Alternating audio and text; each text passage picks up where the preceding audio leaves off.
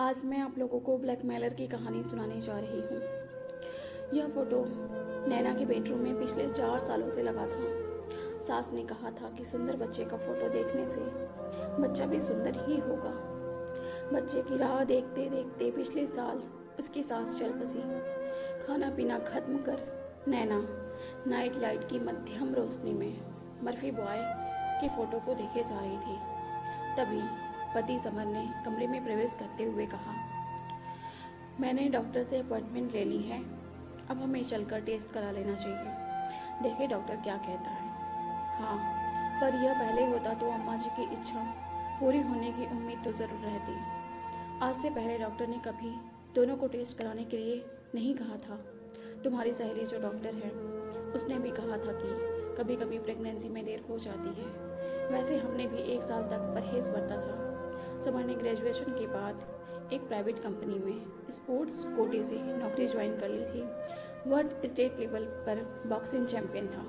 अच्छी खासी पर्सनालिटी थी समीर की। ऑफिस में उसके दोस्त उससे कहते थे, अरे यार, बॉक्सिंग रिंग में तो तू चैंपियन है, अब अपनी गृहस्थी जमाओ, कम से कम अपने जैसा बलवान, हिस्ट पिस्ट स्वस्थ एक फ्यूचर चैंपियन तो पैदा करो, वह भी हो जाएगा, जल्दी क्या है। समीर कहता है।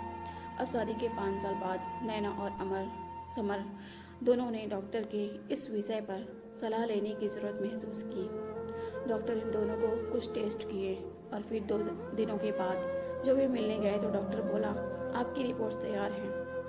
नैना की रिपोर्ट्स नॉर्मल हैं, उनमें मां बनने के सभी लक्षण हैं, पर क्या डॉक्टर? नैना ने बीच में डॉक्टर की बात काटते हुए पूछा। आई एम सॉरी, बट मुझे कहना ही होगा, समर पिता बनने के योग्य नहीं है। कुछ पल डॉक्टर के कैबिन में सन्नाटा रहा। फिर नैना ने कहा, पर डॉक्टर, आजकल मेडिकल साइंस इतनी तरक्की कर चुकी है, कोई मेडिसिन या उपाय तो होगा। हाँ, क्यों नहीं, आईवीएफ तकनीक से आप माँ बन सकती हैं। आजकल ये बहुत ही आसान हो गया है।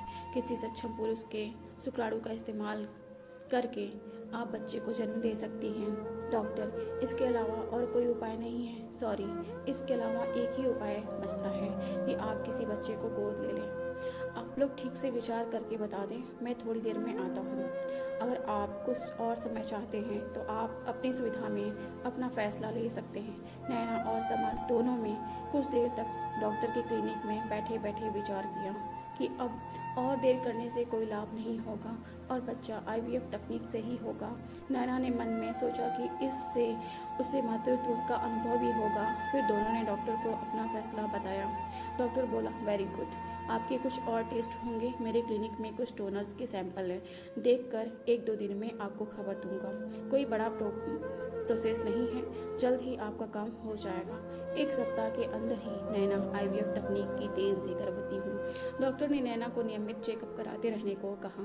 कुछ दिनों के बाद जब समर ने बड़ी शान से ऑफिस में दोस्तों से कहा कि वह पिता बनने वाला है, तो एक दोस्त ने कहा, आखिर हमारे चैंपियन ने बाजी मार ही ली, अब तुम्हें हम लोगों को मुंह मीठा कराना होगा।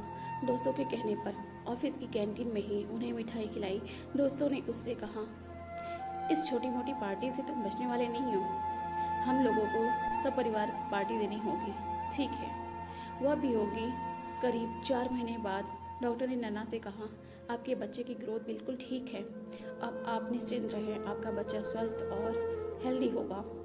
इस खुशी में उस दिन रात समर ने अपने घर पर दोस्तों को सब परिवार आमंत्रित किया। नैना भी घर पर पार्टी की तैयारी में लगी थी। उसी समय कॉल की बेल बजी। उसने दरवाज़ा खोला तो एक आदमी बाहर आकर खड़ा था। वह बोला, नमस्ते मैडम, मैंने आपको पहचाना नहीं, पर लगता है पहले कहीं देखा है। अच्छा बोलिए, क्या काम है? अभी साहब घर पर नहीं है। उसने बोला, कोई बात नहीं, मुझे सिर्फ आपसे ही काम है। मुझसे भला क्या काम हो सकता है आपको मैडम? आपके पेट में जो बच्चा है वह मेरा है। क्या बकवास कर रहे हो, गेट लॉस्ट, बोलकर नैना ने दरवाज़ा बंद करने लगी।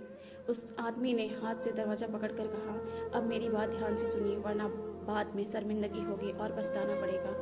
समर बहुत शान से पार्टी दे रहा था बाप बनने की खुशी में। मैं पार्टी के बीच में ही आकर सबको बताऊंगा कि यह बच्चा समर का नहीं बल्कि मेरा है। उसकी सारी मर्दानगी की हवा निकाल दूंगा।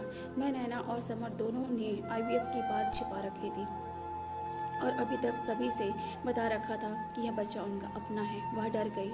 और फिर बोली, आखिर तुम चाहते क्या हो? हमें परेशान करके तुम्हें क्या मिलेगा? मुझे और कुछ नहीं चाहिए, सिर्फ 2 लाख दे दीजिए, मैं अपनी ज़बान बंद रखूँगा। इतनी बड़ी रकम हम लोग तुम्हें नहीं दे सकते। देखिए, पैसे तो आपको देने ही होंगे, हंसकर या रोकर, आज नहीं तो कल। अब आप बताइए, मैं रात में पार्टी में आऊँ या नहीं? नैना कुछ देर सोचने लगी, फिर बोली, अभी मेरे पास मुश्किल से 2,000 रुपये हैं। आप उन्हें आपको दे रही हूँ, ठीक है? आप अभी वही दे दीजिए, बाकी आप इकट्ठा दे दीजिएगा। मुझे डिलीवरी के पहले पूरी रकम मिल जानी चाहिए। नैना ने उस आदमी को 2,000 देते हुए कहा, अभी इन्हें रखो, बाकी के लिए मैं समर से बात करती हूँ। ठीक है, मैं 2 दिन बाद फिर आऊँगा। उस रात पार्टी के बाद नैना ने अमर को ब्लैकमेलर वाली बात बताई तो समर बोला, 2 लाख हमारे लिए बहुत बड़ी रकम होती है, कहाँ से लाऊंगा? उसके लिए मुझे कर्ज लेना होगा, पर यह तो ब्लैकमेलिंग हुई। उसे हमारा पता किसने दिया होगा? मुझे लगता है उस आदमी को कभी मैंने डॉक्टर की क्लिनिक में देखा है। डॉक्टर ऐसा नहीं कर सकता, फिर भी एक बार मैं उससे बात करता हूँ। दूसरे दिन समर डॉक्टर के पास पहुँचा तो डॉक्टर ने कहा, हम लोग ऐसी सूचनाएं गुप्त रखते हैं, इसलिए हम 3 शपथ पत्र तैयार करते हैं।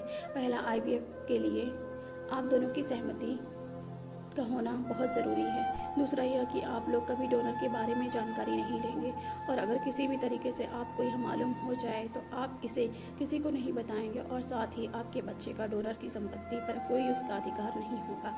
हाँ, हमें याद है, पर तीसरा शपथ पत्र कौन सा है? तीसरा, हम डोनर से रहते हैं कि वह अपना अंश स्वेच्छा से दे रहा है, और उसे यह जानने का हक नहीं होगा कि उसका अंश किसे दिया जा रहा है।